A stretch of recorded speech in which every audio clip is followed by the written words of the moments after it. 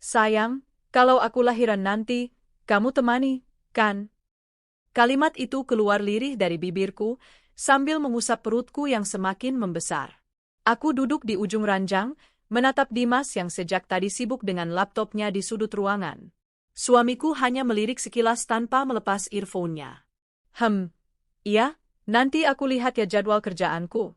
Kalau bisa, aku pasti datang, jawabnya datar, tanpa melihat wajahku. Jawaban itu menyesakkan dada. Aku paham betul, kalau bisa, adalah kode keras bahwa dia tidak akan datang. Sudah beberapa bulan ini dia seperti itu, menjauh, enggan bersentuhan, dan lebih sering pulang larut malam atau malah tidak pulang sama sekali. Padahal ini anak pertama kami. Anugerah yang begitu aku nantikan setelah 2 tahun penantian dan 1 keguguran menyakitkan. Aku pikir kehamilan ini akan membuat hubungan kami lebih dekat. Tapi yang terjadi malah sebaliknya, aku merasa seperti satu-satunya yang menantikan kelahiran buah hati ini.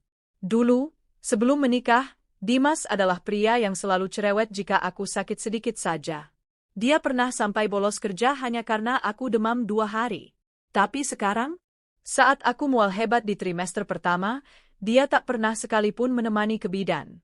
Bahkan ketika aku pingsan saat belanja kebutuhan bayi sendirian, yang datang menjemputku ke rumah sakit justru tetangga sebelah, bukan Dimas. Kamu kerja terus, Mas. Kita sudah hampir sebulan gak makan malam bareng, kamu sadar?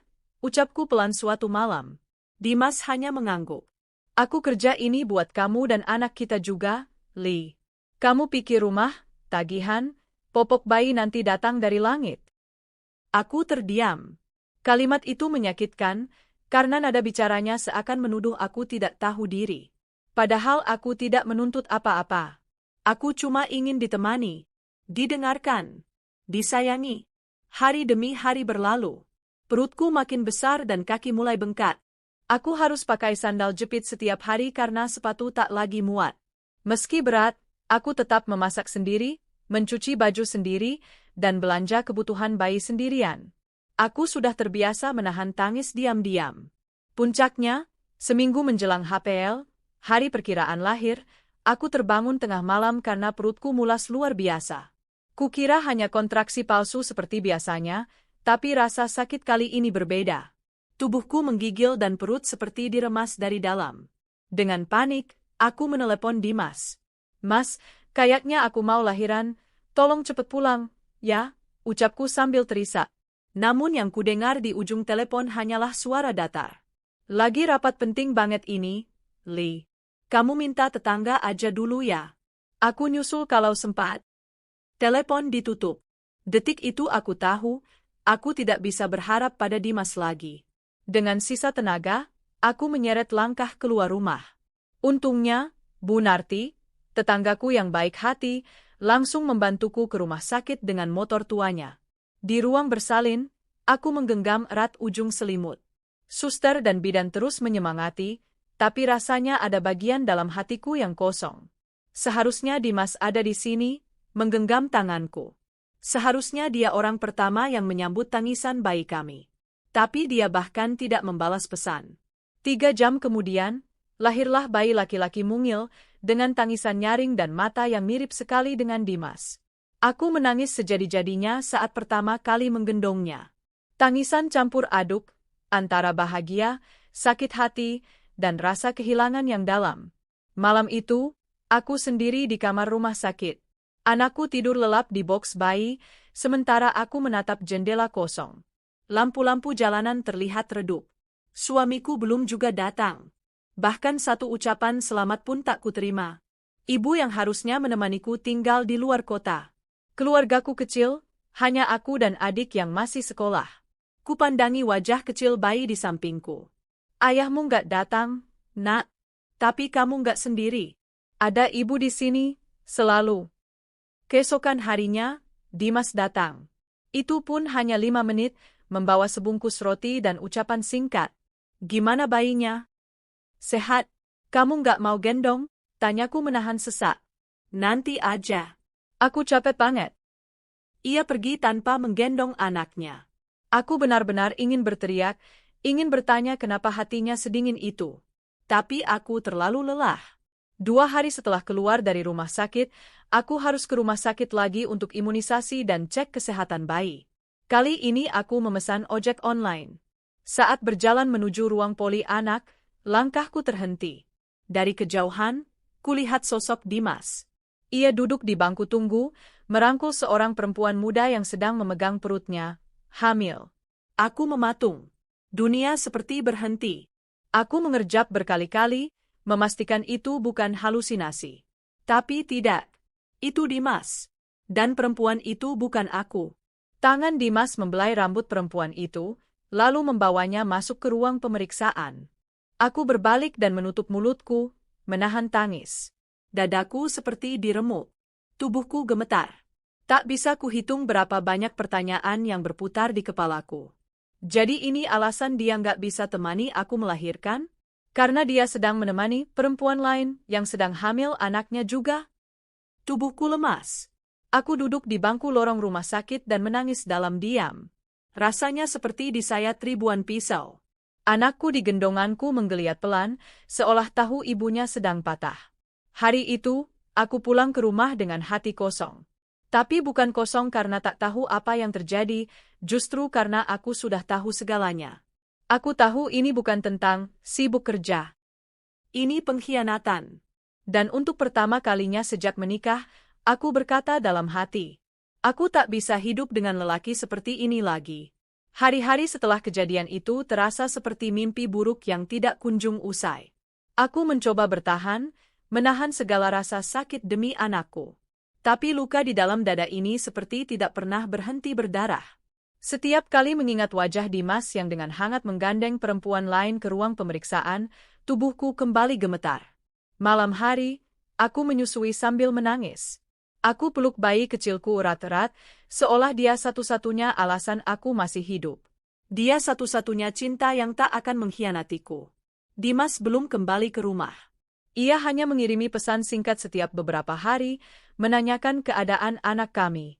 Itu pun sekadar formalitas, tanpa pernah menyinggung soal dirinya yang tak datang saat aku melahirkan.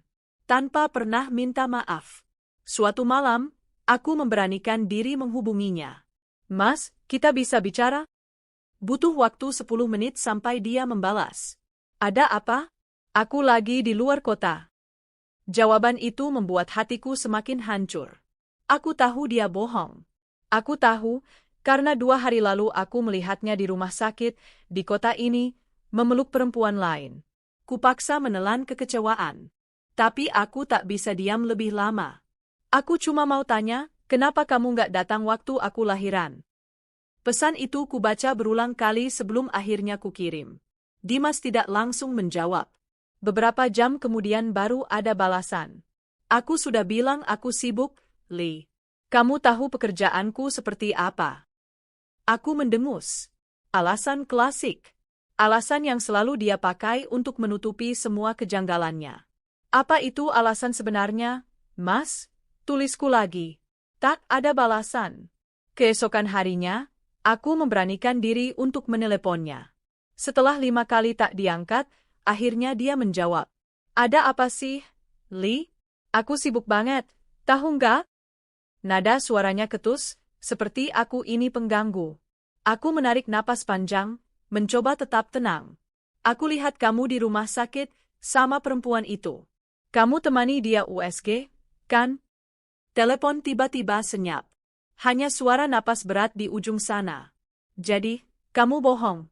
Kamu bilang gak bisa temani aku karena sibuk, tapi ternyata kamu temani dia. Suaraku mulai bergetar. Lee? Dia hamil juga, kan? Aku tak tahan lagi. Anak kamu juga? Dimas menghela napas panjang. Jangan bikin ini drama. Aku Wilaf. Tapi Intan itu butuh perhatian juga. Dia sendiri. Aku nggak bisa tinggalin dia. Kamu bisa tinggalin aku, istri sah kamu. Tapi kamu nggak bisa tinggalin dia? Tanyaku, menahan tangis. Aku bingung, Lee. Semuanya terjadi begitu aja. Aku sama Intan deket waktu kamu sering sakit dulu. Aku nggak tahu harus milih siapa. Aku menutup mata, merasakan bagaimana jantungku remuk. Pilihan kamu sudah jelas, Mas. Kamu sudah milih dia. Waktu kamu ninggalin aku di ruang bersalin sendirian, waktu kamu nggak datang menjenguk anakmu, waktu kamu bohong, semuanya sudah cukup menjelaskan, ucapku pelan tapi pasti. Aku matikan telepon. Kutangisi malam itu, tapi setelahnya aku tahu, ini akhir dari semua harapanku.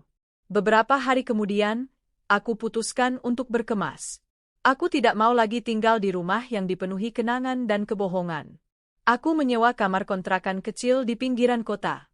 Tak mewah, bahkan dindingnya mulai mengelupas dan gentengnya bocor jika hujan, tapi setidaknya, aku bisa bernapas.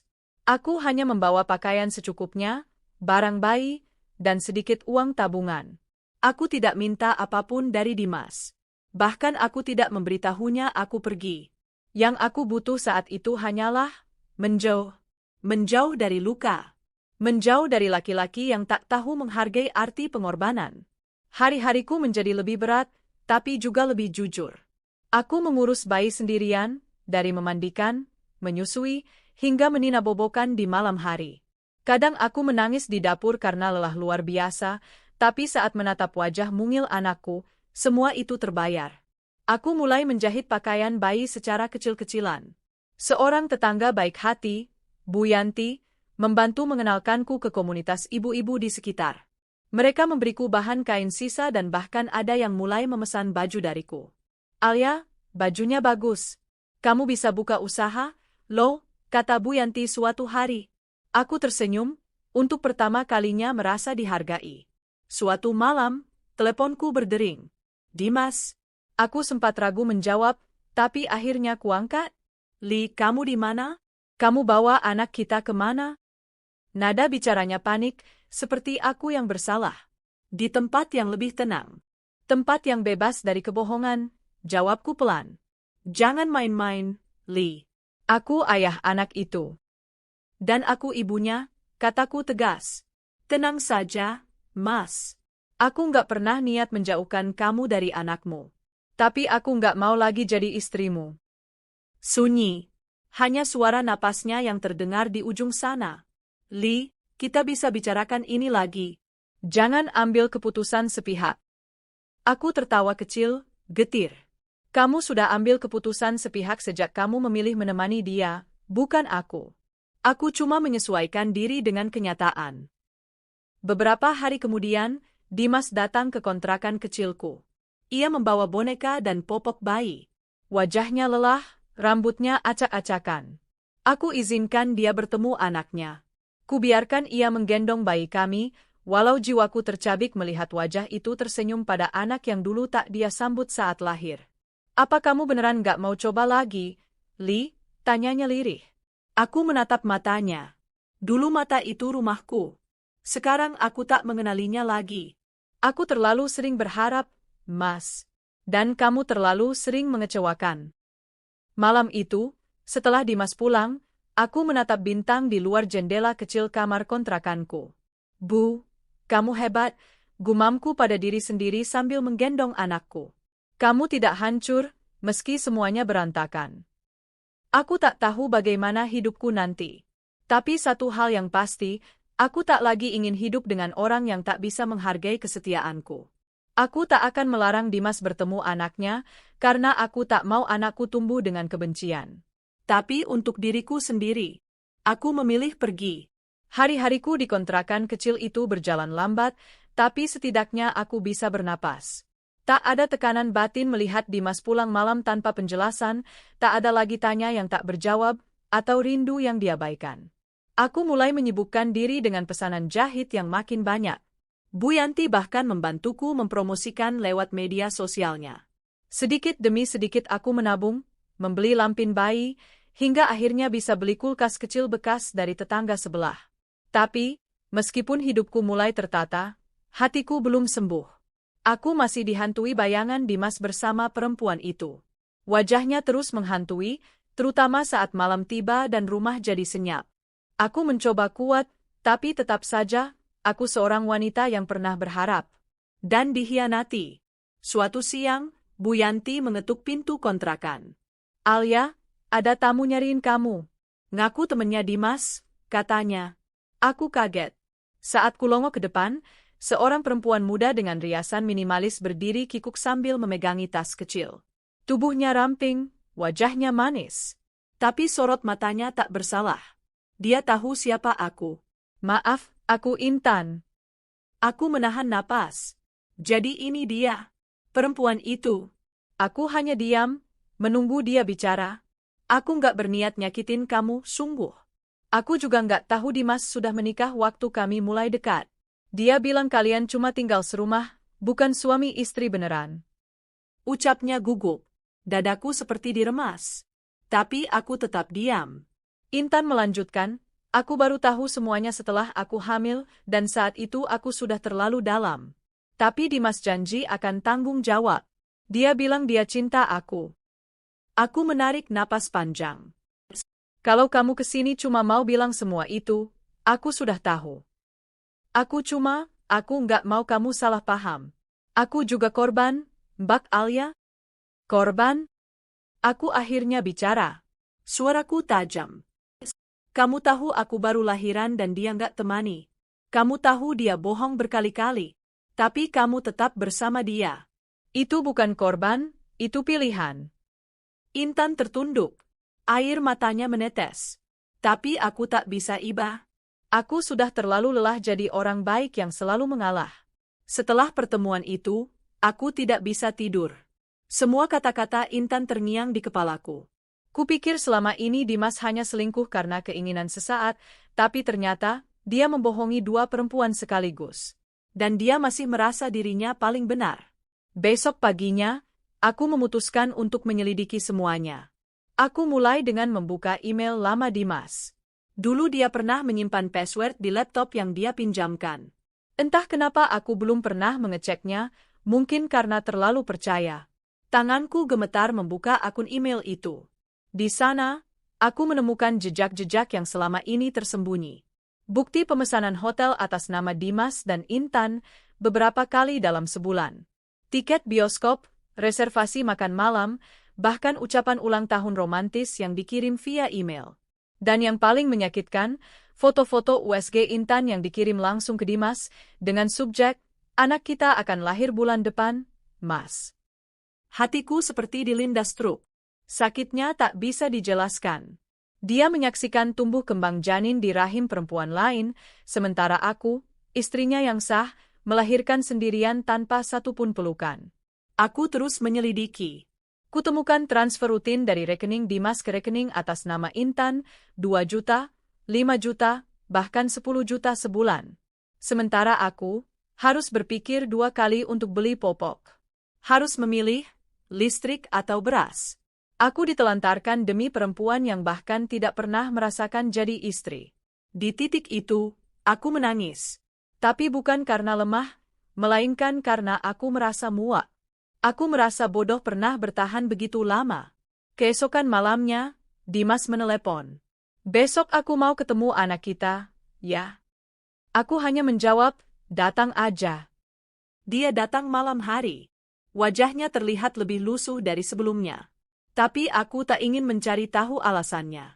Saat ia menggendong anak kami, aku berdiri di dekatnya. Mas, kataku pelan. Aku sudah tahu semuanya. Dimas menatapku. Apa maksudmu? Aku tahu kamu selama ini hidup ganda. Aku tahu kamu bohong. Dan aku tahu kamu menghidupi Intan, membiayai anak kalian, bahkan menemani dia kontrol, sementara aku, istrimu, kamu tinggalkan sendirian. Wajah Dimas pucat. Ia buru-buru mengembalikan bayi ke tempat tidur kecilnya. Li, aku bisa jelaskan? Tidak perlu. Aku sudah lelah mendengarkan kebohongan. Aku bukan butuh penjelasan. Aku cuma ingin kamu tahu bahwa aku tidak akan kembali. Aku masih ayah anak kita. Dimas mulai meninggikan suara. Dan aku tak pernah melarang kamu bertemu dia. Tapi sebagai suami kamu sudah mati di hatiku. Dimas terdiam. Aku akan urus perceraian setelah aku cukup kuat. Untuk sekarang, aku cuma ingin fokus membesarkan anakku. Tanpa drama. Tanpa luka baru. Beberapa hari kemudian, aku dikunjungi petugas RT dan Bu Yanti. Rupanya mereka tahu siapa aku, istri Dimas, pemilik rumah di kompleks atas yang kini ditempati orang lain. Bu Yanti berkata, kami tahu kamu bukan perempuan biasa. Tapi kamu luar biasa karena memilih bertahan tanpa membuat keributan. Aku hanya tersenyum. Mereka tidak tahu betapa hancurnya aku di dalam. Satu malam, aku duduk di teras kontrakan, menggendong anakku. Langit cerah, bintang bertaburan. Aku membisikkan sesuatu ke telinganya, "Nak, kamu akan tumbuh jadi anak hebat. Meski ayahmu bukan pria terbaik, aku janji akan jadi ibu yang cukup." Aku tak tahu bagaimana hidup ke depan. Tapi setidaknya aku sudah tahu satu hal, kebenaran memang menyakitkan, tapi ia membebaskan. Hari-hari terasa seperti berjalan lambat, tapi dalam kesakitan yang terus mengendap. Aku hidup, tapi seperti membawa luka yang tak kunjung sembuh. Ada kalanya aku tersenyum di depan anakku, namun begitu malam tiba dan lampu dimatikan, aku menangis dalam diam. Aku menutup rapat semua luka di depan orang lain. Di depan tetangga, aku adalah Alia yang kuat dan tegar. Di hadapan anakku, aku adalah ibu yang penuh kasih. Tapi di dalam diriku, ada kekosongan yang membeku. Pengkhianatan itu terlalu dalam untuk dilupakan. Suatu siang yang terik, aku mendengar kabar dari Bu Yanti, yang tanpa sengaja bertemu dengan salah satu rekan kerja Dimas. Mereka mengobrol, dan dari situ aku tahu bahwa kantor tempat Dimas bekerja sebenarnya sudah lama tutup cabang di kota ini. Loh, Bu, suaminya Alia itu kan Dimas? Bukannya dia sudah resign setahun lalu, ucap teman Bu Yanti. Aku tercekat. Resign? Setahun lalu? Seketika semua alasan, sibuk kerja, rapat mendadak, lembur proyek, semua itu runtuh tak bersisa. Tanganku bergetar saat menyusun kepingan fakta. Dimas tak pernah lagi benar-benar bekerja. Semua uang dan waktu habis untuk perempuan lain. Dia bukan hanya mengkhianati hatiku, tapi juga membohongi kehidupan kami seluruhnya. Aku ingin marah. Tapi lebih dari itu, aku merasa kosong. Aku menatap wajah anakku yang tidur pulas. Maafkan ibu, Nak, karena pernah memilih ayah yang salah. Beberapa hari setelahnya, aku memberanikan diri bertanya langsung pada Dimas. Ia datang malam hari, seperti biasa, untuk menengok anak kami. Ia membawa susu formula dan pakaian bayi. Aku menyeduh teh dan meletakkannya di meja kecil. Mas, aku memulai dengan tenang. Kamu masih kerja di kantor yang dulu? Ia tampak kaget. Iya, maksudmu? Karena katanya, kantor itu sudah tutup tahun lalu. Wajah Dimas langsung berubah. Tangannya gemetar sedikit saat memegang cangkir. Kamu tahu dari siapa? Tanyanya pelan. Dari seseorang yang tahu. Tapi itu tidak penting. Yang penting, kamu bohong lagi. Lagi dan lagi. Dimas memijit pelipisnya. Li, aku bingung. Aku cuma nggak mau kamu makin kecewa. Lalu kamu pikir kebohongan akan membuatku bahagia. Dia terdiam. Aku menatap matanya lama. Sebenarnya kamu mencintaiku nggak sih, Mas? Butuh waktu lama sampai ia menjawab. Aku nggak tahu lagi perasaanku sekarang, Li. Jantungku serasa dihantam palu. Tapi aku sudah siap, aku sudah menduga jawaban itu. Bahkan jauh sebelum pertanyaan itu keluar dari mulutku. Baik, ucapku pelan. Berarti selesai. Malam itu, setelah Dimas pergi, aku mulai menulis surat pengajuan cerai. Aku tulis dengan tangan sendiri. Dalam tulisan itu, aku tidak mencaci, tidak marah-marah. Aku hanya menjelaskan bahwa pernikahan ini sudah tidak bisa dilanjutkan karena kepercayaan yang hilang dan luka yang tak lagi bisa disembuhkan. Aku lampirkan surat itu bersama dokumen salinan akta nikah, lalu kukirim ke alamat rumah lama, rumah yang dulu kami tempati bersama. Kini ku tahu, rumah itu bahkan sudah ditinggali orang lain. Mungkin Dimas dan Intan tinggal di tempat lain. Entahlah, aku tidak peduli lagi. 1 minggu berlalu tanpa kabar dari Dimas. Tapi kemudian, ia datang dengan wajah kusut dan mata sembab. Aku terima suratmu, katanya lirih. Aku tidak menjawab. Kamu serius? Aku mengangguk. Aku tidak benci kamu, Mas. Aku cuma nggak bisa terus hidup dalam hubungan yang penuh kebohongan. Dimas memandang anak kami, yang sedang merangkak pelan di lantai. Wajahnya penuh rasa bersalah. Aku sayang dia, Lee. Aku mau tetap jadi ayahnya. Kamu akan tetap jadi ayahnya. Tapi bukan lagi suamiku, jawabku tegas. Aku tak pernah melarang kamu datang. Kamu bebas bertemu anakmu kapanpun, selama kamu niat. Tapi aku tak akan pernah memaksa anak kita untuk bangga pada sosok ayah yang mengkhianati ibunya. Dimas tertunduk. Ia tidak membantah. Setelah itu, aku semakin sibuk. Pesanan baju bayi dan perlengkapan ibu hamil makin banyak. Beberapa ibu di lingkungan kontrakan mulai mengajakku kerja sama. Bahkan ada yang menyarankan untuk membuat akun jualan online. Dari seorang istri yang dulu tak berani bicara, kini aku perlahan tumbuh menjadi wanita mandiri. Luka hatiku perlahan berubah menjadi pijakan untuk berdiri lebih tegak. Suatu hari, seorang pembeli datang langsung ke rumah. Perempuan itu menatapku dengan mata berkaca-kaca. "Mbak Alia," katanya ragu. Aku mengangguk. "Namaku Risa. Aku dulu teman Intan." Aku tertegun. Nama itu lagi-lagi nama yang sama. Intan. Aku tahu semuanya, Mbak, dan aku nggak tega. Intan sering cerita tentang Dimas. Tapi akhir-akhir ini dia justru sering nangis. Katanya Dimas mulai menjauh. Bahkan uang bulanan sudah tidak rutin dikirim. Aku menatapnya. "Maksud kamu, dia juga ditinggal?" Risa mengangguk. Sepertinya Dimas mulai bosan. Intan mulai sadar kalau yang dia perebut dulu bukan laki-laki baik. Aku menarik napas panjang. Ada perasaan lega, sekaligus sedih. Lega karena aku sudah keluar dari lingkaran itu lebih dulu. Sedih karena ada perempuan lain yang juga dihancurkan oleh orang yang sama. Beberapa hari setelahnya, aku kembali menerima pesan dari Dimas. "Maafkan aku, Lee. Aku kehilangan semuanya sekarang. Intan pergi. Anakku dengannya katanya bukan anakku.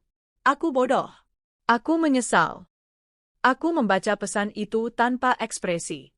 "Sudah terlambat, Mas. Luka ini terlalu dalam untuk sembuh hanya dengan kata, maaf." Suatu malam, anakku jatuh demam. Aku panik, tapi segera membawanya ke puskesmas terdekat. Sepanjang malam aku menjaganya, menempelkan kompres, mengganti popok, dan membacakan doa-doa kecil. Dan saat itu aku sadar, aku tidak butuh siapapun untuk menjalani hidup ini. Aku cukup. Anakku cukup. Tuhan cukup. Aku pernah berpikir bahwa pernikahan adalah segalanya. Tapi ternyata, rasa damai dalam hati jauh lebih berharga daripada status yang dipertahankan hanya karena takut sendirian. Aku tidak sendiri. Aku punya diriku sendiri. Aku punya anakku. Dan aku punya luka yang kini tidak lagi menyakitkan, karena aku memilih tidak lagi menengok ke belakang. Pagi itu, matahari terasa hangat. Udara lebih segar dari biasanya. Di luar rumah kontrakan, suara anak-anak kecil bermain membuat suasana begitu hidup. Tapi di dalam kamarku, suasana justru sebaliknya. Tenang dan penuh perenungan. Aku duduk di tepi tempat tidur, menatap koper yang telah kututup rapat. Isinya tak banyak, beberapa helai pakaian, perlengkapan bayi, dokumen pribadi, dan foto kecil anakku yang tersenyum sambil menggenggam jariku. Hari ini, aku memutuskan untuk pergi. Bukan lari, bukan pula kabur, tapi meninggalkan semua luka dan kebohongan yang selama ini membelenggu hidupku. Semalam, aku berbicara panjang dengan Bu Yanti. Beliau yang selama ini selalu menemaniku, menyemangati, dan menjadi semacam sosok ibu bagi diriku yang kini benar-benar sendiri.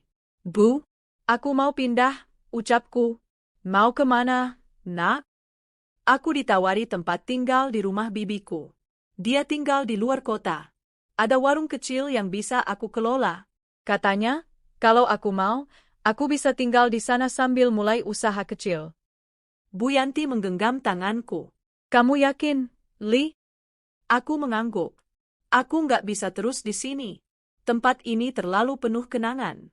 Dan Dimas, dia masih sering datang. Kadang baik, kadang justru makin menyakitkan. Aku ingin hidup yang tenang, Bu. Bu Yanti memelukku erat. "Kalau itu keputusanmu, Ibu dukung. Kamu perempuan hebat, Alia. Kamu bukan lari. Kamu sedang menyelamatkan dirimu dan anakmu." Dimas datang malam itu. Aku tahu ia akan datang, karena dia mengirim pesan singkat. Aku mau lihat anak kita. Aku bawa mainan dan makanan juga. Boleh ya? Aku tidak menolak. Seperti janjiku pada diriku sendiri, aku tak akan pernah menghalangi anakku untuk bertemu ayahnya. Tapi malam itu, aku tahu ini akan jadi pertemuan terakhir kami sebagai keluarga. Ia datang dengan wajah yang berbeda.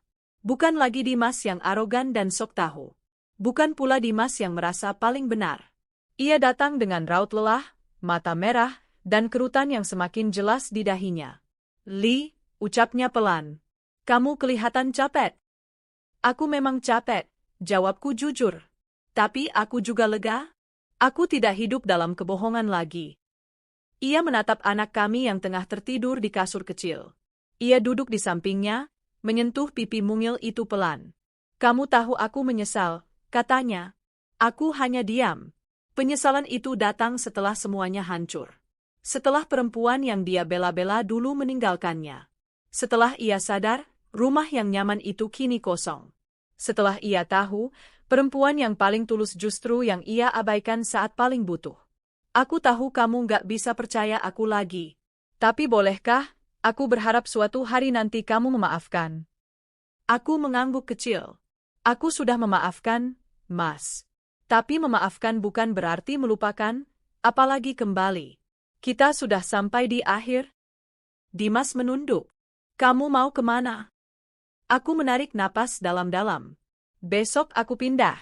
Rumah ini hanya sementara, dan aku nggak bisa hidup setengah-setengah seperti ini. Aku butuh ruang. Aku butuh hidup yang utuh.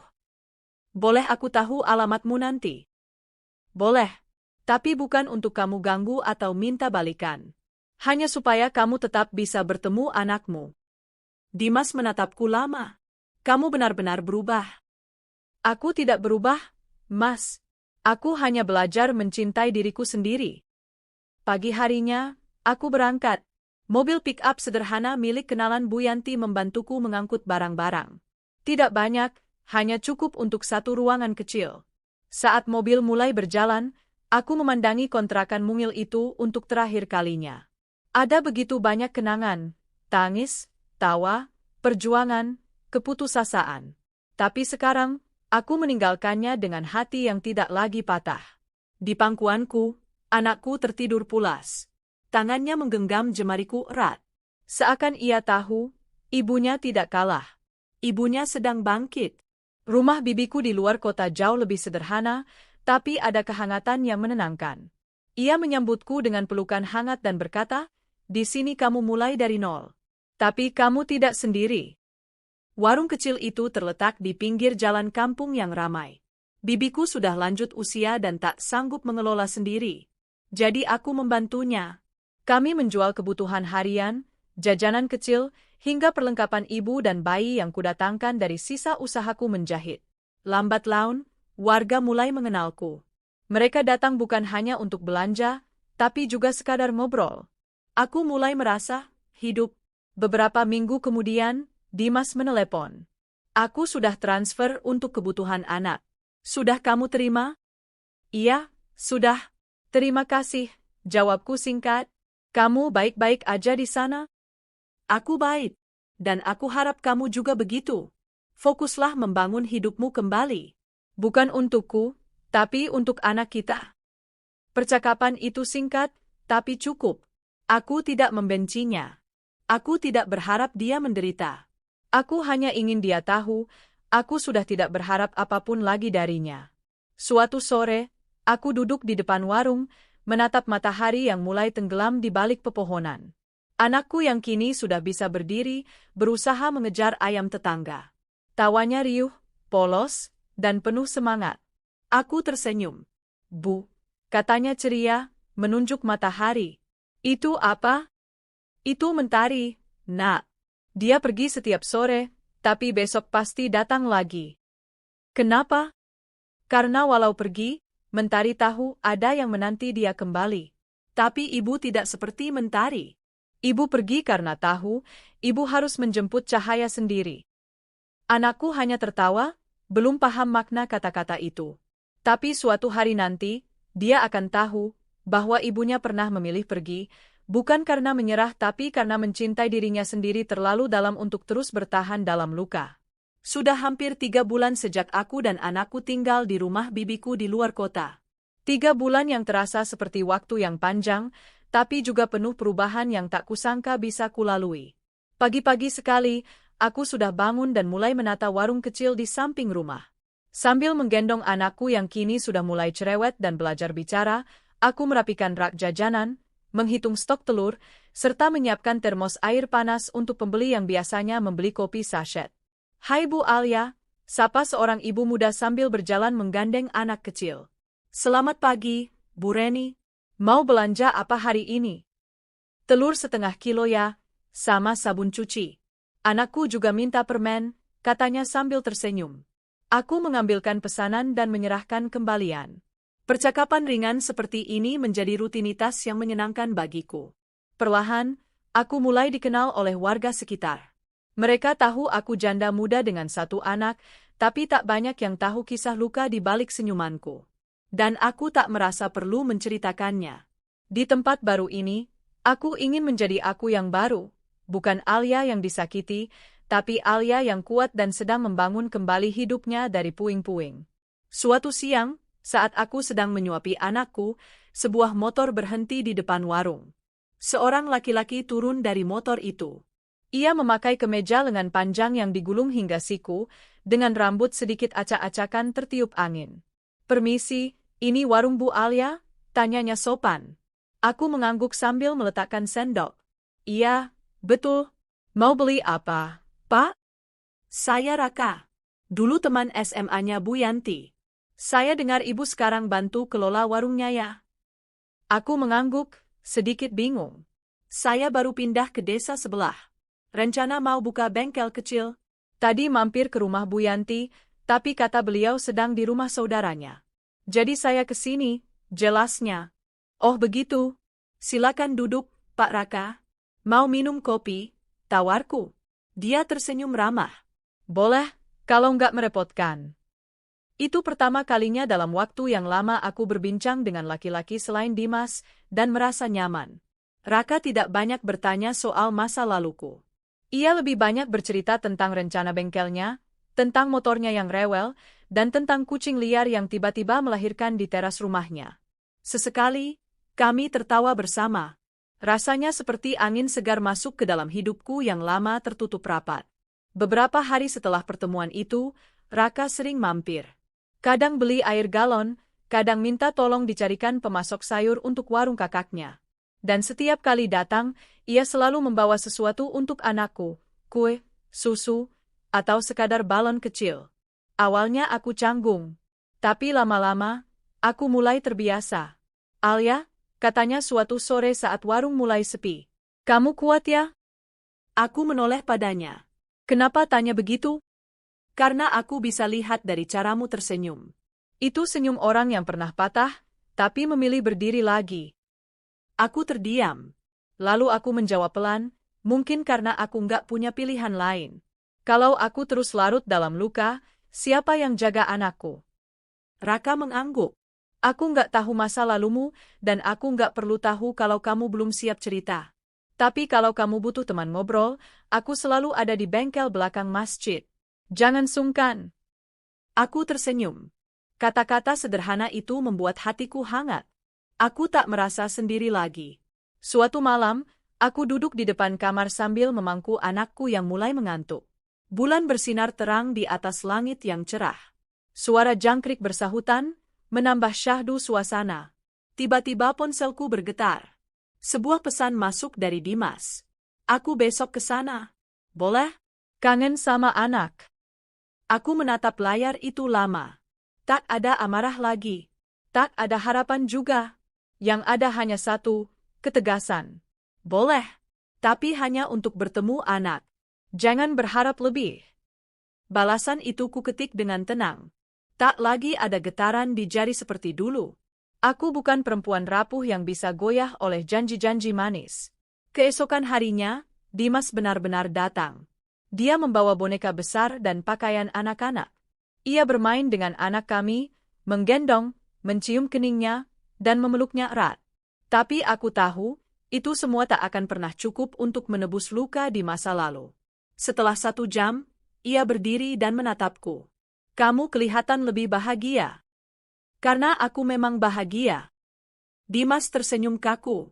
Aku sadar aku kehilangan orang paling berharga dalam hidupku. Sayangnya, kamu baru sadar setelah menghancurkannya dulu, jawabku pelan. Ia tak membalas. Hanya mengangguk, lalu pamit pergi. Aku tidak menangis. Justru sebaliknya, aku merasa lega. Karena untuk pertama kalinya, aku bisa menatap orang yang pernah menyakitiku tanpa rasa benci. Waktu terus berjalan. Warung makin ramai. Aku mulai membuka layanan pesanan sarapan untuk guru-guru di sekolah dekat sini. Bibiku senang sekali melihat semangatku kembali menyala. Dan Raka, dia masih tetap datang. Tak pernah menuntut, tak pernah memaksa, hanya menawarkan kehadiran. Suatu hari, saat kami duduk berdua di bawah pohon mangga dekat warung, ia berkata, "Kalau suatu saat kamu siap, aku ingin jadi seseorang yang menjaga kamu dan anakmu. Tapi kalau belum, aku tetap mau jadi orang yang bisa kamu andalkan kapanpun." Aku tercekat. Hatiku belum siap. Tapi aku tahu, luka itu sudah mulai sembuh. Luka yang dulu bernanah dan membuatku sesak, kini mulai tertutup perlahan oleh ketulusan orang-orang baru dalam hidupku. Malam itu, aku menulis di buku catatanku. Sesuatu yang dulu tak pernah kulakukan lagi sejak perceraianku.